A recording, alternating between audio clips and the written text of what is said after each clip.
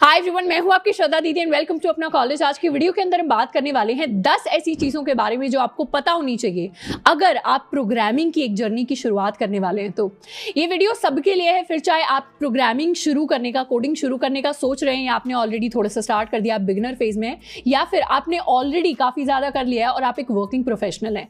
इस वीडियो को खासकर मैंने उन स्टूडेंट्स के लिए बनाया है जो फ्यूचर में सॉफ्टवेयर इंजीनियरिंग करने का सोच रहे हैं, फिर चाहे वो स्कूल स्टूडेंट हो, कॉलेज स्टूडेंट हो, किसी भी कॉलेज से हो, या इनफैक्ट वर्किंग प्रोफेशनल्स भी हो।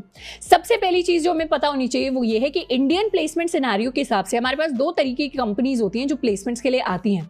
इनमें से सबसे पहली होती है हमारी सर्विस बेस्ड कंपनीज, जो किसी सर्विस ऑलरेडी बिल्ट कोई प्रोडक्ट होता है, उसके ऊपर उसको यूज करके हम कोई सर्विस प्रोवाइड करते हैं अपने कस्टमर्स को, तो वो उस तरीके की इंडस्ट्री से बिलोंग करती है।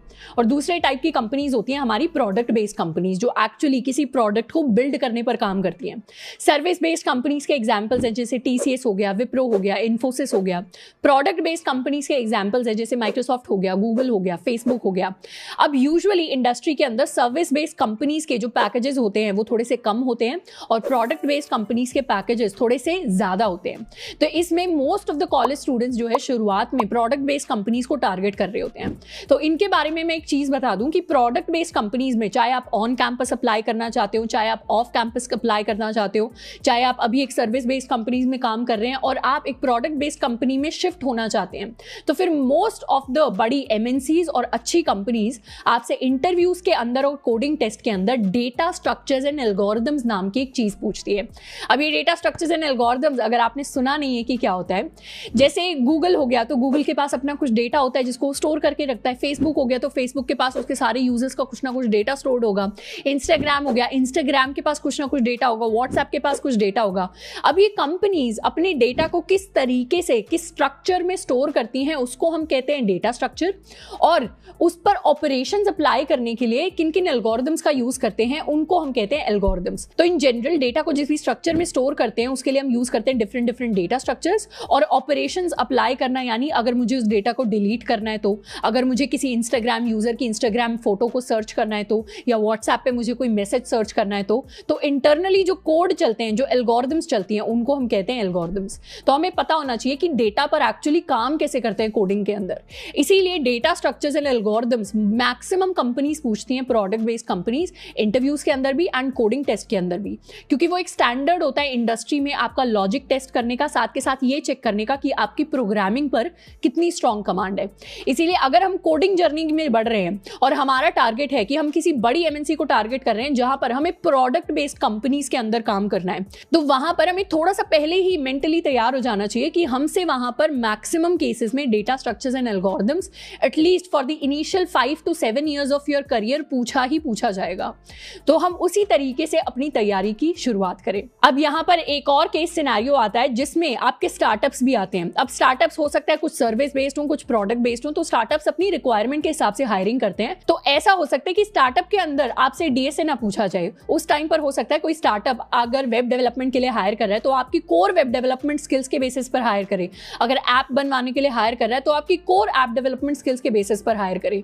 तो हमें पहले से ही पता होनी चाहिए कि हम किस तरीके की कंपनीज को टारगेट कर रहे हैं और उनके लिए हमें क्या क्या पढ़ने की, क्या क्या तैयारी करने की जरूरत है। इसके अंदर एक और चीज हमें नोट करनी है कि कॉलेज के अंदर हम चाहे फर्स्ट ईयर से डेटा स्ट्रक्चर्स एल्गोरिथम्स करना शुरू कर दे, पर हमें इनको प्रैक्टिस करते रहना पड़ता है, क्योंकि कोडिंग के अंदर आप चीजें भूलते बहुत जल्दी हैं। इसीलिए डीएसए को हमें तब तक प्रैक्टिस करना होता है जब तक हमारी अच्छी जगह एक प्लेसमेंट नहीं लग जाती जिससे हम सेटिस्फाइड हो। यहाँ पे नोट करने वाली चीजें, मैंने इंटर्नशिप नहीं बोला, मैंने प्लेसमेंट बोला है, क्योंकि कभी कभी हमारी इंटर्नशिप लग जाती है 3rd ईयर के अंदर, पर उसके बाद अगर हम प्रैक्टिस नहीं करते तो हो सकता है हमारा वहां से रिटर्न ऑफर ना आए, तो उसके बाद प्लेसमेंट के लिए हमें दोबारा शुरुआत से पढ़ना पड़ता है। तो इससे अच्छा है कि एक बार हम अपना डीएसए पढ़ ले तो फिर उसको हम रिवाइज करते रहे टाइमली, क्वेश्चंस को सॉल्व करते रहे टाइमली, ताकि प्लेसमेंट के टाइम पर दोबारा हमें पढ़ने में उतना ज्यादा एफर्ट ना डालना पड़े। सेकंड चीज जो हमें पता होनी चाहिए ये कि कॉलेज के अंदर हमारे पास बहुत ज्यादा जो है पीयर प्रेशर हो जाता है, क्योंकि आपको दिखेगा कि आपका कोई दोस्त ऐप डेवलपमेंट कर रहा है, कोई ब्लॉकचेन डेवलपमेंट कर रहा है, कोई वेब डेवलपमेंट कर रहा है, कोई मशीन लर्निंग कर रहा है, कोई अलग से प्लेसमेंट की तैयारी कर रहा है। तो ऐसे में हम कंफ्यूज हो जाते हैं कि टेक्नोलॉजी के अंदर इतनी सारी चीजें हैं और मैं सारी की सारी कैसे करूं। तो हम यूजुअली क्या करते हैं, हम 2-3 चीजें एक साथ करना शुरू कर देते हैं। हम ऐप डेवलपमेंट भी कर रहे होते हैं, वेब डेवलपमेंट भी कर रहे होते हैं, या फिर हम 3 लैंग्वेजेस एक साथ स्टार्ट कर देते हैं सीखना, जो कि एक बहुत ही ज्यादा गलत अप्रोच है। हमें प्रोग्रामिंग के अंदर एक टाइम पर एक ही चीज पर फोकस करना चाहिए। अगर मुझे पता है कि एक चीज में मेरी अच्छी कमांड हो गई है, अब इसको बस मुझे प्रैक्टिस करने की जरूरत है, तो उसके साथ हम एक सेकंड पैरेलल चीज स्टार्ट कर सकते हैं। जैसे अगर मुझे डीएसए सीखना है प्लेसमेंट्स के लिए, तो मैं अपना डीएसए स्टार्ट कर दूं, और जैसे ही मुझे लग रहा है डीएसए पर मेरी स्ट्रॉन्ग कमांड हो गई है, आधे से ज्यादा डीएसए खत्म हो गए हैं, तो उसके साथ साथ पैरेलली मैं या तो वेब डेवलपमेंट स्टार्ट कर सकती हूँ अपने वीकेंड्स पर, या मैं ऐप डेवलपमेंट स्टार्ट कर सकती हूँ, या मैं थोड़ा बहुत मशीन लर्निंग देखना शुरू कर सकती हूँ। पर कभी भी 2 से ज्यादा टेक्नोलॉजीज पर एक टाइम पर काम ना करें, because it divides our focus and फिर हमारे लिए लॉन्ग टर्म में ज्यादा चीजें याद करना बहुत मुश्किल हो जाता है। इसके साथ साथ कई स्टूडेंट्स का एक और सवाल होता है कि कॉलेज के अंदर मुझे एक और लैंग्वेज सिखाई जा रही है, जैसे पाइथन सिखाई जा रही है, बट प्लेसमेंट के लिए C++ एंड जावा मैंने सुना है कि बहुत अच्छी होती हैं, तो मैं जावा साथ में कर रहा हूं और पाइथन भी कर रहा हूं, तो दोनों को कैसे बैलेंस करूं? इसको बैलेंस करने का बेस्ट तरीका ये होगा कि पाइथन को हम उतना ही पढ़ें जितना हमारे कॉलेज एग्जाम्स के लिए नेसेसरी है। जैसे हम किसी और दूसरे, जैसे इंग्लिश को कॉलेज एग्जाम्स के लिए जितना हम पढ़ते हैं, अच्छे ग्रेड्स के लिए जितना हम पढ़ते हैं, उतना ही हम पाइथन को प्रैक्टिस करें। और अगर हमें अपनी प्लेसमेंट की प्रिपरेशन C++ या जावा में करनी है, तो उस पर हम ज्यादा फोकस डालें अपनी फ्री टाइम के अंदर। तो जब भी हम टेक्नोलॉजीज को सीख रहे हैं, हमेशा सीखने के पीछे का मोटिव पता होना चाहिए कि अगर हम कॉलेज एग्जाम्स के लिए सीख रहे हैं तो हमें कितनी सीखनी है, अगर हम प्लेसमेंट्स के लिए सीख रहे हैं तो कितनी सीखनी है, एक प्रोजेक्ट बनाने के लिए सीख रहे हैं तो हमें कितनी सीखनी है। और कोशिश करिए एक टाइम पर हम 2 टेक्नोलॉजी से ज्यादा किसी टेक्नोलॉजी पर काम ना कर रहे हो। थर्ड ये कि अगर हम नए नए कॉलेज के अंदर आए या फिर ऑलरेडी एक वर्किंग प्रोफेशनल है, तो हमारे लिए बहुत हेल्प हो जाती है अगर हमारा एक ग्रुप ऐसा हो जो हमारे साथ साथ कोडिंग करता हो। तो जैसे कॉलेज के अंदर अगर हम नए नए आए तो आप अपने क्लासमेट्स में देख सकते हैं जो ऑलरेडी या तो कोड करते हो या जिनका मन है आपकी तरह कंपनीज IT सेक्टर के अंदर जाने का, तो उनके साथ मिलकर आप ग्रुप बना सकते हैं। ग्रुप बनाने के कई फायदे होते हैं, जिनमें से पहला ये होता है आपको अगर कोई सवाल नहीं आया तो हो सकता है आपके ग्रुप में किसी और को आता हो तो वो आपको समझा देंगे। सेकेंड फायदा ये होता है आप मिलकर कॉन्टेस्ट में पार्टिसिपेट कर सकते हैं। तो कॉन्टेस्ट में पार्टिसिपेट करने के बाद डिफरेंट क्वेश्चंस की आप अप्रोच डिस्कस कर सकते हैं कि उन्होंने किस तरीके से सॉल्व किया, आपने किस तरीके से सॉल्व किया, तो आपको भी नए तरीके पता चलते हैं सेम प्रॉब्लम को सॉल्व करने के। तीसरा ये कि आपने कुछ आज नया सीखा है तो आप उसको शेयर कर सकते हैं, तो वो नॉलेज आपके लिए भी रिवाइज हो जाएगी। एंड चौथा और सबसे बड़ा फायदा मुझे ये लगता है कि अगर आप एक अच्छा ग्रुप बनाते हैं तो बाकी लोग भी अगर इंटरेस्टेड है तो वो भी अलग अलग अपॉर्चुनिटीज ढूंढ कर लाएंगे, आप भी ढूंढ कर लाएंगे। जैसे हो सकता है आपका कोई दोस्त आपको बता दे कि माइक्रोसॉफ्ट में ये ओपनिंग निकली है ऑफ कैंपस प्लेसमेंट्स के लिए, या गोल्डमैन सैक्स में ये ओपनिंग निकली है, यहाँ पे हम अप्लाई कर सकते हैं, अडोबी का ये कॉन्टेस्ट चल रहा है जिसमें हम मिलकर पार्टिसिपेट कर सकते हैं। इनफैक्ट काफी सारे ऐसे कोडिंग कॉन्टेस्ट होते हैं, कंपेटिटिव कॉन्टेस्ट होते हैं जहां पे ग्रुप पे पार्टिसिपेशन अलाउड होता है, तो आप एज अ टीम पार्टिसिपेट कर सकते हैं। ICPC एक ऐसा बहुत ही वर्ल्ड वाइड नोन कॉम्पिटिशन है जिसमें आप एज अ टीम जा सकते हैं, और उसमें आप अगर जीतने हैं तो वो आपके रेज्यूमे को बहुत ही बेटर बनाता है। तो आप एक group of good people search कर सकते हैं अपने अराउंड जो आपकी तरह इस इंडस्ट्री के अंदर आने में इंटरेस्टेड है। चौथी चीज जो हमें पता होनी चाहिए वो ये है कि हमारे दिमाग में कई बार ऐसा सवाल आता है कि अगर मैं टेक्नोलॉजी सीख ही रहा हूँ, कोडिंग सीख ही रहा हूँ, तो क्यों ना मैं बेस्ट टेक्नोलॉजी सीखूं या बेस्ट प्रोग्रामिंग लैंग्वेज क्या होगी। तो इसमें हमें पता होनी चाहिए that there is no best programming language, there is no best technology. आप जिस भी टेक्नोलॉजी पर आपकी स्ट्रॉन्ग कमांड है वही आपके लिए बेस्ट हो जाता है। तो इसमें हमें अपने केस सिनेरियो के हिसाब से चीजें सीखनी पड़ती हैं। इनफैक्ट इस पर मैंने एक डिटेल्ड वीडियो भी बनाया हुआ है कि आपको शुरुआत से अगर कोडिंग सीखनी है, तो अगर आपको ऐप डेवलपमेंट सीखनी है तो क्या क्या सीखना चाहिए, वेब डेवलपमेंट सीखनी है क्या क्या सीखना चाहिए, प्लेसमेंट के लिए क्या क्या सीखना चाहिए। अगर हम डिटेल में एक्सप्लोर करना चाहते हैं तो हम उसको देख सकते हैं, नहीं तो मैं बहुत ब्रीफ में बता देती हूँ कि अगर हमें प्लेसमेंट्स के लिए जाना है तो टारगेट करिए C++ या जावा में से किसी एक लैंग्वेज को। डेवलपमेंट के लिए आप अपने इंटरेस्ट के हिसाब से सीख सकते हैं कि मुझे ऐप डेवलपमेंट में जाना है, वेब डेवलपमेंट में जाना है, एंड्रॉइड करना है उसमें, या iOS एप्पल डिवाइसेस के लिए मुझे डेवलप करना है, मुझे ब्लॉकचेन डेवलपमेंट में जाना है, या मुझे मशीन लर्निंग सीखनी है, AI सीखनी है। तो इस तरीके से पहले आपको डोमेन डिसाइड करना पड़ेगा, फिर आप देख सकते हैं उसमें पॉसिबल टेक्नोलॉजीज क्या है। और कोई भी टेक्नोलॉजी बुरी या अच्छी नहीं होती। इनफैक्ट अगर आप ये सोचें कि मैं फ्यूचर में 15 साल तक जो टेक्नोलॉजी टिकी रहेगी, जैसे आजकल AI ML है जो 15 साल तक टिका रहेगा, ब्लॉकचेन डेवलपमेंट है जो नया नया आ रहा है तो शायद वो 20 साल तक टिका रहेगा, तो मैं उनको सीख लेता हूं। तो ऐसा केस बिल्कुल भी नहीं है। PHP बहुत लंबे टाइम तक चली आ रही है, एंड इनफैक्ट आज भी काफी सारी कंपनीज PHP डेवलपर्स को हायर करती है क्योंकि ऑलरेडी कोड बेस PHP में बना हुआ है, even though it is a very old language. तो ऐसे ही कोई भी टेक्नोलॉजी ऐसा नहीं है एकदम से एक्सटेंड हो जाएगी। एंड ऑल्सो सॉफ्टवेयर इंजीनियर का जॉब ही यही होता है कि वो मल्टीपल टेक्नोलॉजीज पर काम करते हैं। तो इसीलिए एक लैंग्वेज में अगर आपकी बहुत स्ट्रॉन्ग कमांड होगी तो आपके लिए बहुत ईजी होगा नई टेक्नोलॉजीज को सीखना। तो खुद को हमेशा थोड़ा सा फ्लूइड रखना है कि मैं कभी भी अगर टाइम्स चेंज होंगे, रिक्वायरमेंट चेंज होगी कंपनी की, तो मैं नई टेक्नोलॉजी भी सीख लूंगा। तो शुरू से जरूरी नहीं है कि आप ऐसी टेक्नोलॉजी सीखें जो अगले 20 साल तक रहेगी, because we can not predict कि अगले 20 साल तक कौन सी टेक्नोलॉजी सर्वाइव करेगी और कौन सी नहीं करेगी। इनफैक्ट जो आप डेटा स्ट्रक्चर्स एंड एल्गोरिथम्स करेंगे, जिस भी लैंग्वेज में करेंगे, आपके इंटरव्यूज जिस भी लैंग्वेज में होंगे, कोडिंग टेस्ट भी जिस भी लैंग्वेज में होंगे, कंपनी जैसे भी लेगी, आपसे कंपनी के अंदर, प्रोडक्ट बेस्ड कंपनीज के अंदर जरूरी नहीं है उसी लैंग्वेज में काम कराया जाए। इनफैक्ट आपके जो इंटरव्यूज या कोडिंग टेस्ट किसी भी पर्टिकुलर लैंग्वेज में होंगे, जरूरी नहीं है कि कंपनीज के अंदर जाने के बाद भी आप उसी लैंग्वेज पर काम कर रहे होंगे। More than 90% of the cases में आप एक दूसरी टेक्नोलॉजी या लैंग्वेज को सीख रहे होंगे जिस पर आपको काम करना पड़ेगा। तो वहां पर जो आप डीएसए में लैंग्वेज सीखते हैं, कॉलेज के अंदर सीखते हैं, वो आपकी personal learning and logic building के लिए होता है। कंपनी के अंदर यूजुअली आपको अलग लैंग्वेजेस या अलग टेक्नोलॉजीज पर काम करना होता है। फिफ्थ चीज जिसके बारे में हमें पता होना चाहिए, इसका नाम है ट्यूटोरियल हेल। इसको मैंने एक और वीडियो में पहले डिटेल में डिस्कस किया था। ट्यूटोरियल हेल का मतलब होता है कि आपने इंटरनेट पर जाकर कोई एक ट्यूटोरियल देख लिया है, आपने कोई एक एक्सप्लेनेशन वीडियो देख लिया है, एंड उसमें हमने बस क्या किया, थोड़ा सा वीडियो देखते टाइम समझा और फिर कॉपी पेस्ट करके हमने कोड लिख दिया और वहीं पर उस चीज को हमने बंद कर दिया। ऐसे में हम लॉन्ग टर्म में कुछ ज्यादा सीख नहीं रहे होंगे। जैसे अगर मुझे पाइथन पर कोई प्रोजेक्ट बनाना है, मैं ऑनलाइन गई, मैंने 2 घंटे का वीडियो देखा, मैंने कॉपी पेस्ट करके पाइथन पर वो सेम प्रोजेक्ट बना दिया, पर इंटरव्यू में मुझसे अगर डिटेल में पूछ लिया गया तो मुझे ज्यादा चीजें नहीं पता होंगी। ऐसे में बेस्ट तरीका ये होता है ट्यूटोरियल से सीखने का कि ट्यूटोरियल में फंसने की जगह हम क्या करें, उनको अपना यूनिक ट्विस्ट दे दें। जैसे मैं कोई प्रोजेक्ट बना रही हूं तो उसको अपना कोई यूनिक ट्विस्ट में दे सकती हूं। अगर मैं डीएसए के अंदर किसी एल्गोरिथम को सीख रही हूं, किसी टॉपिक का सवाल कर रही हूं, तो उस सवाल में मैं थोड़ा सा अलग केस इमेजिन कर सकती हूं।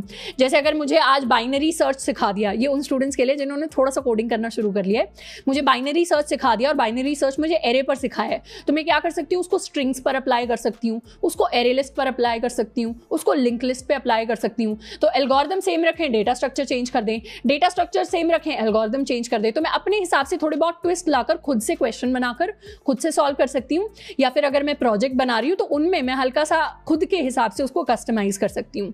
इसके साथ साथ एक बार मेरा वीडियो खत्म हो गया, ट्यूटोरियल खत्म हो गया, तो उसके बाद मुझे खुद से जाकर इंटरनेट पर चीजें एक्सप्लोर करनी है। जो मैंने फंक्शन सीखे हैं, जो मैंने चीजें सीखी हैं कोडिंग करते टाइम, उनके बारे में मुझे और पढ़ना है ऑनलाइन जाकर। इससे क्या होगा, मेरे अंदर और नॉलेज आएगी, मुझे और ज्यादा चीजें पता चलेंगी, और इंटरव्यूज के अंदर अगर मुझसे डीप में कोई सवाल पूछ लिया गया तो फिर वहां पर मेरे पास प्रॉपर नॉलेज होगी आंसर करने के लिए। 6th चीज जो हमें पता होनी चाहिए वो है अबाउट सर्टिफिकेट्स। कई बार ऐसा होता है कि हम इंटर्नशिप्स कर लेते हैं सिर्फ सर्टिफिकेट्स के लिए, या हम कोई कोर्स कर लेते हैं सिर्फ सर्टिफिकेट के लिए। सर्टिफिकेट्स इंपॉर्टेंट नहीं होते, हमारे स्किल्स इंपॉर्टेंट होती है। यूजुअली प्रोडक्ट बेस्ड कंपनीज के अंदर आपके सर्टिफिकेट्स कोई नहीं देख रहा होता इंटरव्यूज के अंदर। अगर आपके पास स्किल्स हैं तभी आप अपने इंटरव्यूज को क्लियर कर पाएंगे। तो इंटर्नशिप्स को कब करना है, इंटर्नशिप को तब करना है या तो आपको वहां पर बहुत अच्छा खासा पे मिल रहा हो, आप कुछ अर्न कर रहे हो अपनी स्किल्स के बेसिस पर, अपने वर्क के बेसिस पर, या फिर अगर वो अनपेड इंटर्नशिप है तो आपको कुछ अच्छी चीजें सीखने को मिल रही हो जिसको आप अपने रेज्यूमे के अंदर लिख पाएं और उस कंपनी के एक्सपीरियंस को भी रेज्यूमे के अंदर लिख पाएं। हमें कोर्सेज कब करने, कोर्सेज तब करने, सर्टिफिकेट के लिए नहीं, तब करने हैं जब वो कोर्सेज हमें एक्चुअली कुछ सिखा रहे हो जिससे हमें लॉन्ग टर्म में फायदा होने वाला है। तो सिर्फ सर्टिफिकेट के लिए चीजें नहीं करनी है। पर हाँ, कुछ ऐसी फील्ड होती है जैसे क्लाउड कंप्यूटिंग एक ऐसा फील्ड है जहां पर एक्चुअली आपके रेज्यूमेस के अंदर सर्टिफिकेट्स होने चाहिए, क्योंकि काफी सारी कंपनीज डिमांड करती हैं। तो कौन सी फील्ड में सर्टिफिकेट्स होने चाहिए, कौन से में इतना नहीं देखा जाता, उसके बारे में मैंने एक डिटेल्ड वीडियो बनाया हुआ है जिसको हम जाकर देख सकते हैं। इनफैक्ट ऑफ कैंपस इंटर्नशिप्स के लिए भी कैसे अप्लाई करना है उसके बारे में भी डिटेल्ड वीडियो बनाया हुआ है जिसको हम जाकर देख सकते हैं। 7 चीज जो हमें पता होनी चाहिए वो है नॉट टू क्विट। कभी कभी जब हम प्रोग्रामिंग की, कोडिंग की शुरुआत करते हैं तो कई बार ऐसा होता है कि अननोन हमारे पास एरर्स आते हैं, अननोन एक्सेप्शंस आते हैं, और ऐसे टाइम पे हमें बहुत ज्यादा टाइम लग जाता है फिगर आउट करने में कि ये कोड हमारा चल क्यों नहीं रहा, ये एरर सॉल्व कैसे होगा, या इस सवाल का लॉजिक हमसे बन ही नहीं रहा, उस लॉजिक को मैं कैसे ढूंढ कर देकर आऊं। ऐसे में शुरुआती 1-2 महीने के अंदर बिल्कुल ये नहीं सोचना कि कोडिंग तो बहुत ही ज्यादा मुश्किल है, कभी मुझे समझ ही नहीं आएगी। हमेशा एक पॉजिटिव एटीट्यूड के साथ चलना है, और आप पॉजिटिव रहेंगे शुरू के अगर 1-2 महीने, जब हमारे पास मैक्सिमम डिफिकल्ट चीजें हमें लग रही होंगी तो उसके बाद की जर्नी बहुत ज्यादा आसान हो जाएगी। क्योंकि कई बार ऐसा होता है कि स्टूडेंट्स बीच में क्विट कर देते हैं। उसके बाद जैसे फर्स्ट ईयर में कोडिंग स्टार्ट की, फर्स्ट ईयर में थोड़ी सी डिफिकल्ट लगी, या सेकंड ईयर में स्टार्ट की, सेकंड ईयर में थोड़ी सी डिफिकल्ट लगी, उसके बाद हमने क्विट कर दिया। पर थर्ड ईयर में जाने के बाद हमें इंटर्नशिप्स के लिए पढ़ना पड़ेगा, फोर्थ ईयर में जाने के बाद हमें प्लेसमेंट्स के लिए पढ़ना पड़ेगा, और उस टाइम पर ना चाहते हुए भी हमें चीजों को दोबारा बेसिक से स्टार्ट करना पड़ता है। तो हमें दोबारा 2 गुना टाइम और 2 गुना एफर्ट ना लगाना पड़े, उससे बचने का बेस्ट तरीका ये है कि अगर हमने शुरू किया है कोडिंग को, यहां पर मैं स्पेसिफिकली बात कर रही हूँ हूँ डेटा स्ट्रक्चर्स एंड एल्गोरिथम्स की। अगर हमने शुरू किया है तो उसको हम एक ही बार में खत्म कर दें, उसके बाद प्रैक्टिस एंड रिविजन कंटिन्यू रखें, क्योंकि उसको दोबारा से शुरू करना हमारे लिए मुश्किल होगा। अब मोस्ट ऑफ द स्टूडेंट शुरुआती फेजेस में क्विट क्यों करते हैं उसके बारे में भी मैंने एक डिटेल्ड वीडियो बनाया हुआ है, जिसमें आपको अपने वाला केस जरूर दिख जाएगा अगर आपके साथ ऐसा हुआ है या फिर आपको कोडिंग जो है बहुत ज्यादा डिफिकल्ट लग रही है। तो उस वीडियो को जाकर हम देख सकते हैं, होपफुली वहां से हम कुछ नई चीजें निकाल कर ले आएंगे जो हमारे स्पेसिफिक केस में हमें हेल्प कर रही होंगी। आठवीं चीज जो हमें पता होनी चाहिए वो ये है कि एक बार हमने कोडिंग करना शुरू किया है तो हमें क्या पता चलेगा, हमें पता चलेगा ऑनलाइन मल्टीपल प्लेटफॉर्म्स है जिन पर जाकर हम सवालों को प्रैक्टिस कर सकते हैं। ऑनलाइन मल्टीपल प्लेटफॉर्म्स है जहां से हम जाकर चीजें सीख सकते हैं। ऐसे में बहुत सारे प्लेटफॉर्म्स को एक साथ यूज करने से बेटर है कि हम एक टाइम पर मैक्सिमम 2 ही प्लेटफॉर्म्स को यूज करें, क्योंकि ऐसा होगा कि हमें प्लेटफॉर्म को सीखने में भी अपना एक लर्निंग कर्व होता है। जैसे अगर आज मैं सोचूं मुझे लीड कोड पर कोड करना है, कल मैं सोचूं मुझे कोड फोर्सेस पर जाकर कोड करना है, परसों मैं सोचूं मैं स्पॉज पर जाकर करूंगी या किसी और प्लेटफॉर्म पर करूंगी, तो हर दिन प्लेटफॉर्म चेंज करने में हमें अलग फॉर्मेट में कोड लिखना पड़ सकता है। और जो लर्निंग कर्व होता है कि किस तरीके से मुझे क्वेश्चन पढ़ना है, किस तरीके से कहाँ इनपुट होगा, कहाँ आउटपुट होगा, सैंपल इनपुट सैंपल आउटपुट समझना, वो काफी डिफिकल्ट पार्ट है। एंड इनफैक्ट वो वाला पार्ट हेल्पफुल भी नहीं होता कोडिंग के प्रोसेस में। कोडिंग के प्रोसेस में एक चीज सबसे ज्यादा हेल्पफुल होती है, वो है लॉजिक बनाना। लॉजिक आप किसी भी प्लेटफॉर्म पर जाकर बना सकते हैं। तो एक टाइम पर आप मैक्सिमम 2 ही प्लेटफॉर्म्स को एक्सेस करें अपने क्वेश्चंस को प्रैक्टिस करने के लिए, उनको सॉल्व करने के लिए। अब आपको कौन से टाइम पर कौन सा प्लेटफॉर्म यूज करना चाहिए, अगर बिगिनर है तो कौन सा करें, इंटरमीडिएट स्टेज में तो कौन सा करें, अगर हमने काफी ज्यादा डीएसए सीख लिया, अब बस प्लेसमेंट की तैयारी बची है, या मुझे प्लेसमेंट प्रिपरेशन के हिसाब से देखना है, या मुझे कंपेटिटिव कोडिंग के हिसाब से देखना है, तो कौन सा करें, तो उसके बारे में एक स्पेसिफिक वीडियो मैंने बनाया हुआ है। वहां से जाकर बहुत सारे प्लेटफॉर्म्स को उसमें मैंने डिस्कस किया है, हम देख सकते हैं कौन सा स्पेसिफिक प्लेटफॉर्म हमें यूज करने की जरूरत है। 9th चीज जो हमें पता होनी चाहिए वो ये है कि जितना जल्दी हो सके हमें 2 प्लेटफॉर्म्स के ऊपर अपना अकाउंट बनाना है। इनमें से सबसे पहला है GitHub. GitHub is like the online Facebook for coders, जहां पर हम अपना काम दिखा सकते हैं। हम अपने सारे काम को ऑनलाइन अपलोड कर सकते हैं, अपने कोड्स को ऑनलाइन अपलोड कर सकते हैं। इनफैक्ट दूसरों के जो कोड हैं वो भी हम पढ़ सकते हैं। काफी ऐसे कंपनीज हैं जिन्होंने अपने बड़े बड़े प्रोडक्ट्स के जो कोड्स हैं उनको ओपन सोर्स कर रखा है, मतलब कोई भी आके उसको पढ़ सकता है, कोई भी आके उसमें से एरर निकाल सकता है। हम चाहें तो उनके कोड में कंट्रीब्यूट भी कर सकते हैं। जैसे लिनक्स, अगर आपने ऑपरेटिंग सिस्टम देखा होगा तो लिनक्स कंप्लीटली ओपन सोर्स है, उसका आपको कोड भी मिल जाएगा। आप चाहें तो उसमें एरर्स भी ढूंढ सकते हैं, जो कि थोड़ा सा एडवांस लेवल की चीजें हैं, बट हाँ हम चाहें तो ढूंढ सकते हैं टाइम के साथ, एंड उसके बाद हम उसमें कंट्रीब्यूट भी कर सकते हैं, एरर्स को फिक्स भी कर सकते हैं। तो गिटहब को हम जरूर एक्सप्लोर करें अगर हम बिगिनर स्टेज पे हैं तो, क्योंकि इससे एक तो ओपन सोर्स के बारे में हम और ज्यादा सीख रहे होंगे, प्लस ओपन सोर्स को यूज करके बहुत सारे हेल्पफुल प्रोग्राम्स होते हैं जिनसे आप अर्न भी कर सकते हैं, जिसमें आप कंपनीज के अंदर कंट्रीब्यूट भी कर सकते हैं। तो आप उन टेक्नोलॉजीज के बारे में, उस प्रोसेस के बारे में भी पूरा सीख रहे होंगे। तो गिटहब के 2 फायदे होते हैं। सबसे पहला ये कि हम ओपन सोर्स के बारे में सीख रहे होते हैं, यानी जो कंपनीज अपने प्रोडक्ट्स को फ्रीली अवेलेबल रखती हैं, उसके कोड को सबको विजिबल कराती हैं, वो किस तरीके का प्रोसेस फॉलो करती हैं अपने कोड को चेंज करने के लिए। एंड सेकंड, हम बहुत सारे ओपन सोर्स प्रोग्राम्स के बारे में सीख रहे होंगे जो इंटर्नशिप जैसे होते हैं पर इंटर्नशिप्स नहीं होते, जिनके अंदर आपको कुछ अमाउंट भी दिया जाता है उन ओपन सोर्स प्रोग्राम्स के अंदर पार्टिसिपेट करने के लिए। आप किसी कंपनी के कोड के अंदर कंट्रीब्यूट भी कर पाते हैं, जस्ट लाइक कि आप एक इंटर्नशिप के अंदर कंट्रीब्यूट करते थे।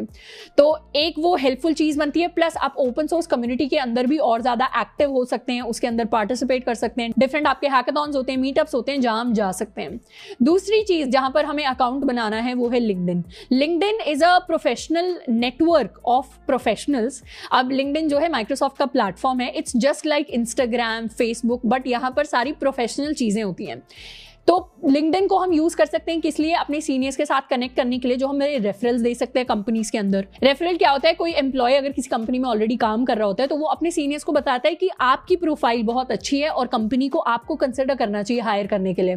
तो आपको अपने कॉलेज के सीनियर्स जो अच्छी कंपनीज में काम कर रहे हैं, या दूसरे कॉलेजेस के सीनियर जो अच्छी कंपनीज में काम कर रहे हैं, उनके साथ कनेक्ट कर सकते हैं ताकि वो आपको रेफरल प्रोवाइड कर दे जब आपकी इंटर्नशिप या जब आपकी प्लेसमेंट का टाइम आएगा।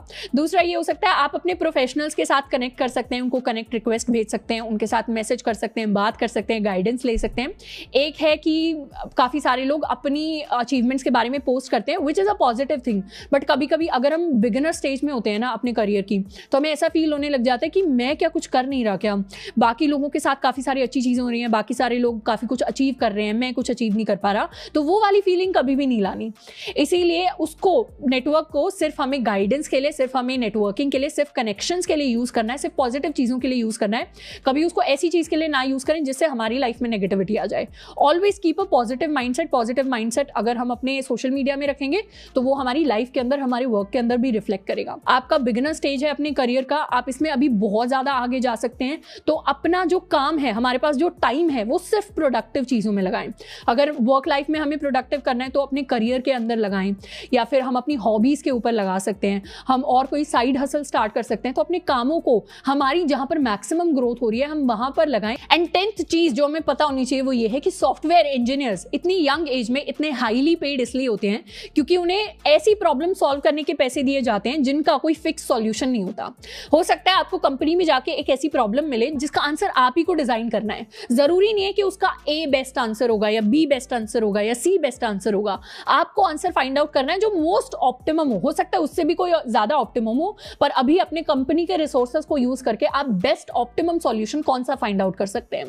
तो और ये जो स्किल है, this is really important in life because it requires a lot of logic, it requires a lot of rational thinking और it requires a lot of problem solving attitude. इसीलिए एक सॉफ्टवेयर इंजीनियर का जो attitude होता है वो problem solve करने वाला होता है और इस एटीट्यूड को हमें बहुत ही यंग स्टेज से बिल्ड करना होता है। तो अगर हम प्रोग्रामिंग की शुरुआत कर रहे हैं तो इस माइंडसेट के साथ शुरुआत करें कि हम सारे के सारे प्रॉब्लम्स को खुद से ही सॉल्व करेंगे। कभी भी हमें वेट नहीं करना कि कोई और आकर मुझे ऐसी गाइडेंस दे जाएगा, कोई और आकर मेरी बड़ी सी प्रॉब्लम है, कोड मुझसे सॉल्व नहीं हो रहा तो कोई मुझे बताकर आ जाएगा।